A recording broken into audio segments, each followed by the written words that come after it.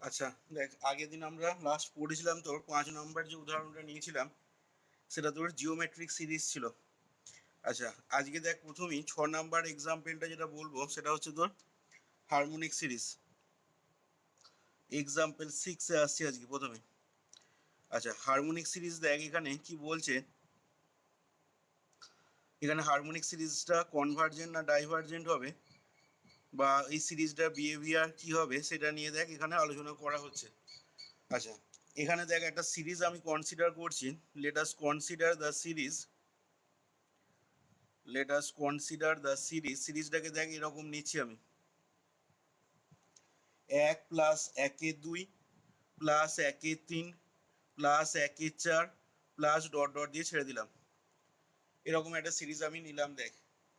তাহলে এখানে দেখ খেয়াল করে এই যে সিরিজের টার্মগুলো দেখ, 1, 1-2, 1-3, 1-4 এইরকমভাবে যাচ্ছে। তাহলে আমি যদি গিভেন সিরিজটাকে ধরি যে summation n is equal to 1 to infinity un, তাহলে এখানে ইউএনটা কত হবে না, ইউএনটা পাবি তখন দেখ 1/n। তাহলে এখান থেকে আমি লিখে নিচ্ছি এরকম, let the given series is summation n is equal to 1 to infinity un। যেখানে তাহলে কি বলবো না, যেখানে হোয়ার ইউএন ইজ ইকাল টু আমাদের 1/n। আচ্ছা, এবার দেখ এখন এসএনটাকে যদি আমি ডিফাইন করা হয় আগের মতন করে, let S N is equal to u1 plus u2 plus u3 plus dot dot দিয়ে un। আচ্ছা, তাহলে দেখ সেক্ষেত্রে আমরা এই এসএন সিকোয়েন্সটার S2 যদি বার করি এখান থেকে, S2 মানে অবভিয়াসলি তাহলে কি হবে না u1 প্লাস u2। তাহলে দেখ সেটা করলে কত হবে না, u1 মানে হচ্ছে 1 আর u2 মানে হচ্ছে এখানে হাফ। তাহলে 1 প্লাস হাফ হয়ে গেল আমাদের S2টা দেখ। এরপরে নিচ্ছি আমি S2 স্কোয়ার মানে S4। তাহলে সেক্ষেত্রে দেখ S4টা কি হবে না u1 plus u2 plus u3 plus u4 মানে কত হবে না 1+1-2 +1-3 +1-4। এবার একটু ভালো করে খেয়াল করবি, এখানে এর তলায় আমি লিখে নিচ্ছি দেখ যে গ্রেটার দেন 1+1-2 প্লাস 1-4 যেমন আছে সেটাও থাকবে। এবার 1-3টা প্রশ্ন হচ্ছে, এই 1-3টা আমি কি বলতে পারবো না, দেখ যেহেতু 3 <4 তাহলে সেক্ষেত্রে দেখ 1-3টা কি হবে গ্রেটার দেন 1-4। আমি সেই জন্য কিন্তু পরের লাইনে সমানের তলায় দেখ গ্রেটার দেন সাইন দিয়েছি। তাহলে গ্রেটার দেন আমি লিখে নিচ্ছি দেখ 1-4 প্লাস 1-4 লিখতে পারি। আগের লাইনটাকে দেখ এইভাবে লিখে নিচ্ছি আমি, 1+1-2 যেমন আছে থাকলো, আর এইখানে যে 1-3 টার্মটা ছিল সেটাকে আমি লিখে নিলাম 1-4, আবার শেষ টার্মটা যেমন আছে রেখে দিলাম। আচ্ছা, এখান থেকে যদি আমি ক্যালকুলেশন করি তাহলে পাবো কত না 1+1-2, আর এটা হয়ে যাবে দেখ আমাদের 1-2, 1-4 প্লাস 1-4 যোগ করলে 1-2, তাহলে এটা হয়ে যাচ্ছে কত আমাদের না 1+2 ইন্টু হাফ, এটা পাচ্ছি দেখ। ঠিক একই রকমভাবে এবার বুঝতেই পারছিস কীভাবে আমরা এসএন সিকোয়েন্সটার এই যে মেম্বারগুলো নিচ্ছি, অর্থাৎ প্রথমে S2 নিলাম, তারপরে S2 স্কোয়ার নিলাম। এবার বুঝতেই পারছিস এর পরের টার্মটা নেবো কত না S2 কিউব, বা সেটাই হচ্ছে আমাদের S8। তাহলে দেখ S8 টার্মটা কত হবে না u1 plus u2 plus u3 plus up to dot dot দিয়ে u8 পর্যন্ত। তাহলে দেখ সেই টার্মগুলোকে লিখছি, 1+1-2 +1-3 +1-4 +1-5 +1-6 +1-7 +1-8। এটা হয়ে গেল দেখ আমাদের S8 বা S2 কিউবের মান।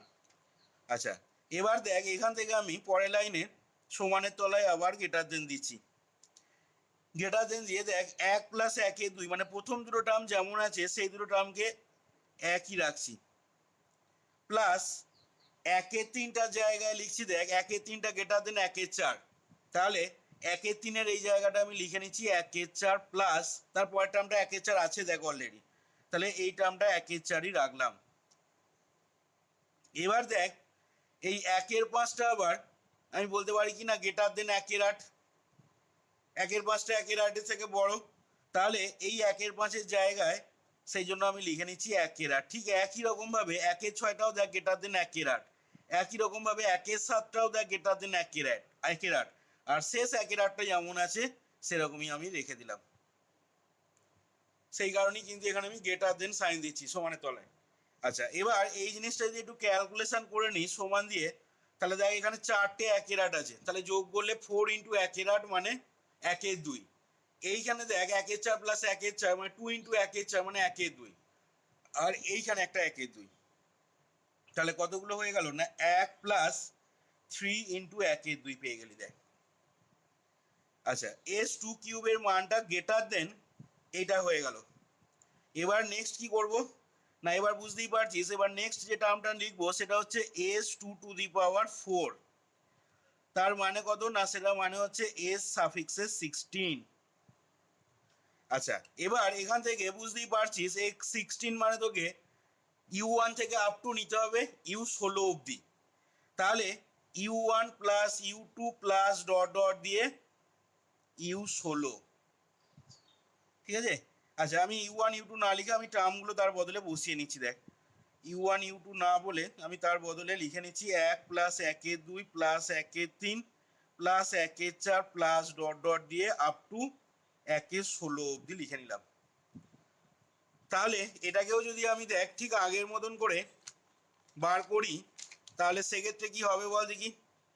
খেয়াল করে দেখ, এই যে রেজাল্টগুলো আমি বার করলাম এখনো অবধি, এই রেজাল্টগুলোর মধ্যে কিন্তু একটা মিল রয়েছে দেখ। s2টা পেয়েছিস 1 প্লাস একের দুই, s2 স্কোয়ারটা এটা পেলি দেখ 1 প্লাস 2 ইন্টু একের দুই, s2 কিউবটা পেয়েছিস দেখ 1 প্লাস 3 ইন্টু একের দুই, তাহলে এখানে s2 টু দি পাওয়ার 4টা নিশ্চয়ই কত হবে 1 প্লাস 4 ইন্টু একের দুই, এবং সেটা আসবে কিভাবে বলতে পারবি, সেটাকে এইখান থেকে সেটাকে কিভাবে নিয়ে আসবো 4 ইন্টু একের দুইটাকে না, দেখ এখানে 1 প্লাস একের দুই রেখে দিলাম, একটু ভালো করে খেয়াল করবি, প্লাস একের তিন প্লাস একের চার এটা যেমন আছে। আচ্ছা, একের তিনটাকে এটা যেমন আছে সেরকম রাখলে হবে না, একের তিনটা গেটার দেন একের চার, তাহলে এটাকে লিখে নিচ্ছি দেখ আমি এইভাবে একের চার, একের তিনটা গেটার দেন একের চার হলো, এটা সমান হবে না গেটার দেন হবে। আচ্ছা, একের তিনটা গেটার দেন একের চার হলো আমাদের দেখ, আর এইখানে একের চার যেমন আছে থাকলো। আচ্ছা, প্লাস এবার দেখ এই একের চারের পর থেকে মানে একের পাঁচ থেকে আপ টু একের আট অবধি, কি বললাম বুঝেছিস, একের পাঁচ থেকে আপ টু একের আট অবধি, তাহলে সেইগুলোকে কিভাবে নেবো বল দেখি।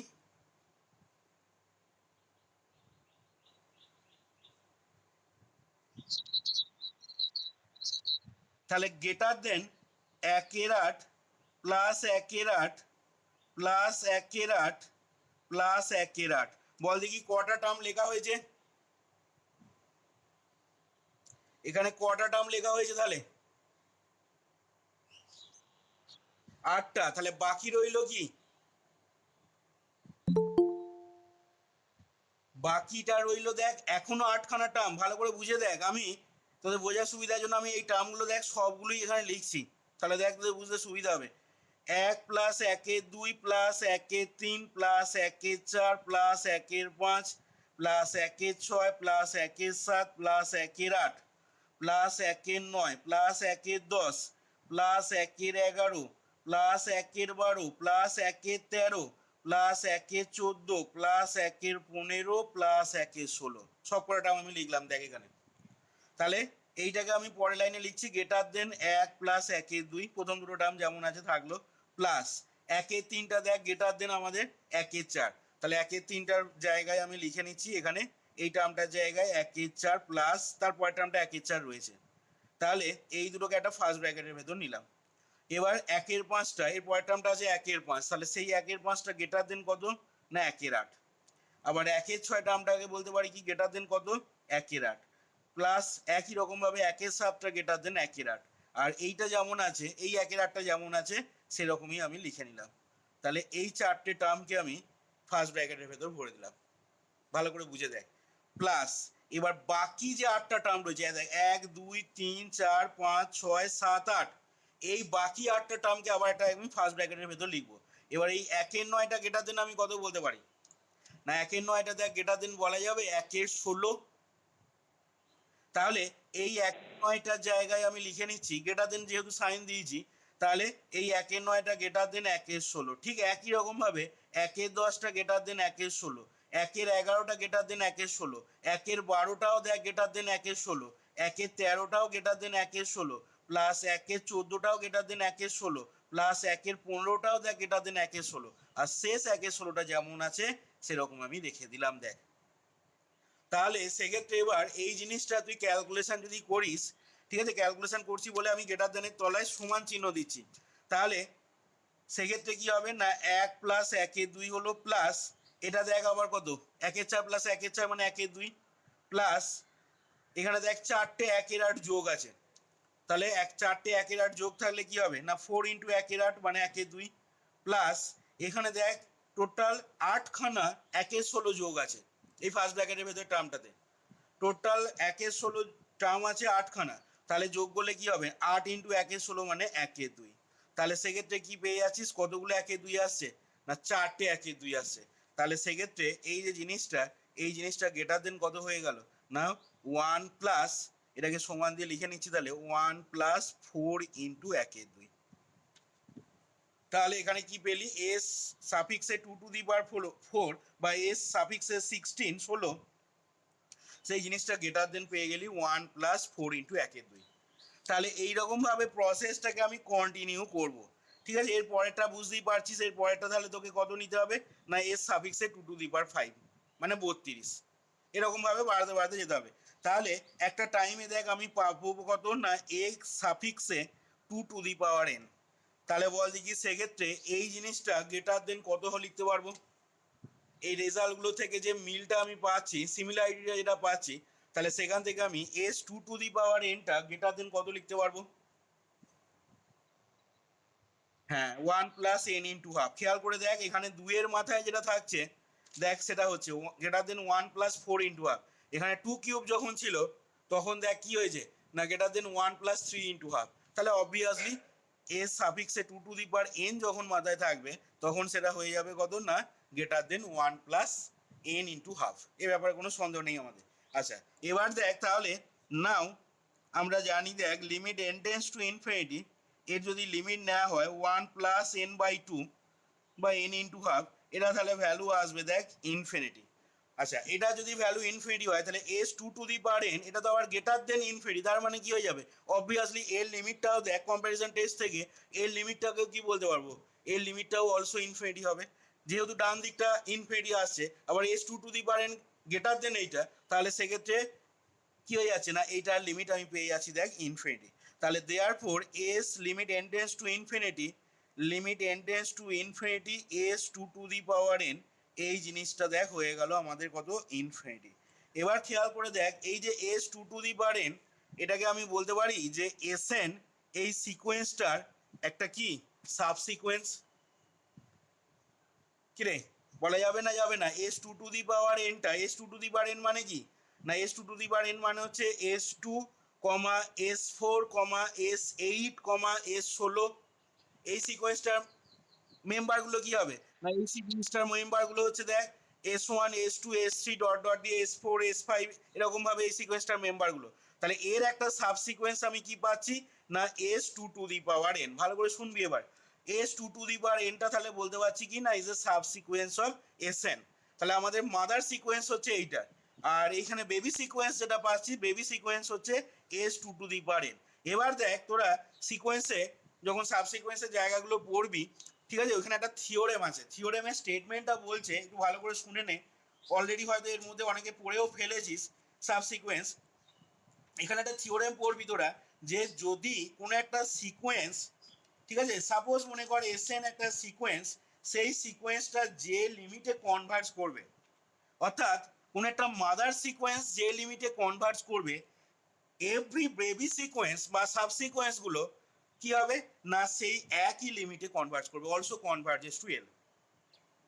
এবং যদি কোনো একটা সিকোয়েন্স ডাইভার্জেন্ট হয়, কোনো একটা সাবসিকোয়েন্স যদি ডাইভার্জেন্ট হয় তাহলে সেক্ষেত্রে ওর মাদার সিকোয়েন্সটাও ডাইভার্জেন্ট হবে। একটু দেখে নে বই থেকে, যদি না পড়া হয়ে থাকে কোথায় আছে জিনিসগুলো, তোদের মাপার বইতেই আছে। দেখ এখানে যেহেতু সিকোয়েন্সটা এখনো আমি করিনি, দেখ থিওরেম 5.11.1 থিওরেমটা কি বলছে একটু দেখে নে, যে if a sequence U N converges to L then every subsequence of U N, মানে ইউএন এর যে সমস্ত সাবসিকোয়েন্সগুলো পাওয়া যাবে সমস্ত সাবসিকোয়েন্সগুলো কনভার্জ করবে এলেতে।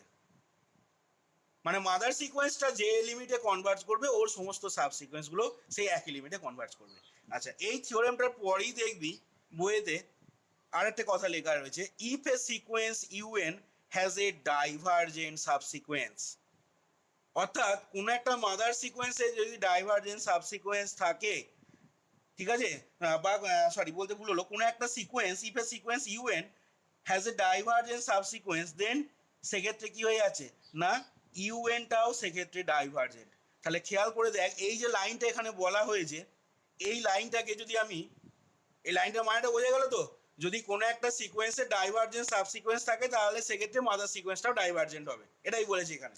তাহলে বল দেখি এখন এই জিনিসটাকে যদি আমি এই অঙ্কটাতে অ্যাপ্লাই করি তাহলে কি বলতে পারবো, এই যে এখানে limit n tends to infinity S two to the power n সমান ইনফিনিটি, এটা মানে কি না, এটা মানে দেখ এই যে S two to the power n এই সাবসিকোয়েন্সটা কার না এসএন সিকোয়েন্স, এসএন সিকোয়েন্সের এই সাবসিকোয়েন্সটা কি হচ্ছে এখান থেকে বল ডাইভার্জেন্ট হচ্ছে। তাহলে একটু আগে আমি যে লাইনটা তোদের দেখালাম বইতে লেখা রয়েছে, তাহলে সেখান থেকে কি বলতে পারবো ডাইভার্জেন্ট হবে। তাহলে এসেন্স সিকোয়েন্সটা যদি আবার ডাইভার্জেন্ট হয় তাহলে তোদের প্রথম ক্লাসেতে যা বলেছিলাম আমি, তাহলে এসেন্সটা কি না এসেন্সটা হচ্ছে ইভেন্ট সিরিজটা ওই হারমোনিক সিরিজটার সিকোয়েন্স অফ পার্সিয়াল সাম, তাহলে সেই সিকোয়েন্স অফ পার্সিয়াল সামটা আমাদের দেখ ডাইভার্জেন্ট হয়ে গেছে। তাহলে ওখান থেকে কি বলতে পারবো না গিভেন হারমোনিক সিরিজ, ঠিক আছে, summation n is equal to 1 to infinity ইউএনটা কি হয়ে যাবে তাহলে ডাইভার্জেন্ট হয়ে যাবে। তাহলে সেক্ষেত্রে এখানে রেজাল্টটা কি পেলি না এই হারমোনিক সিরিজটা সেক্ষেত্রে আমাদের দেয় এটা একটা ডাইভার্জেন্ট সিরিজ হয়ে গেল। আশা করি বুঝতে পারলি যে কথাগুলো বললাম। তাহলে এখান থেকে এবার সেই কথাগুলোই দেখ একটু লিখে নিচ্ছি। Therefore limit n tends to infinity S two to the power n is equal to infinity. আচ্ছা এখান থেকে তাহলে বলছি দেখ যে দেয়ারফর ইট ফলোজ দ্যাট, এখান থেকে তাহলে কি ফলো করবে না therefore it follows that, therefore it follows that the subsequence therefore it follows that s2 to the power n s2 to the power n কমা দিয়ে লিখছি which is a subsequence of লেখাটা ভালো করে দেখবি কি লিখছি এখানে বা কি কথাগুলো বলছি। therefore it follows that s2 to the power n which is a subsequence of sn which is a subsequence of Sn is divergent, দেখ এটা বলতে পারি কিনা এই কথাটা। তাহলে subsequence s two to the power এনটা আমাদের কি এলো না ডাইভার্জেন্ট এলো। তাহলে এটা যদি ডাইভার্জেন্ট হয় তাহলে এখান থেকে এর পরে কি লিখবো না তাহলে সেক্ষেত্রে মাদার সিকোয়েন্সটা মানে এসএনটাও কি হয়ে যাবে না এসএনটাও সেক্ষেত্রে দেখ ডাইভার্জেন্ট হয়ে যাবে। তাহলে এখান থেকে লিখছি যে Haynes the sequence Sn is also divergent and therefore the given series the given harmonic series summation n is equal to 1 to infinity un is also divergent। তাহলে দেখ এইখান থেকে আমাদের 6 নাম্বার যে এক্সাম্পলটা ছিল এবং শেষ এক্সাম্পলটা যেটা ছিল সেটা দেখ এখানে সিরিজে কমপ্লিট হলো। দেখ বুঝতে পারলি কিনা এবার সবাই।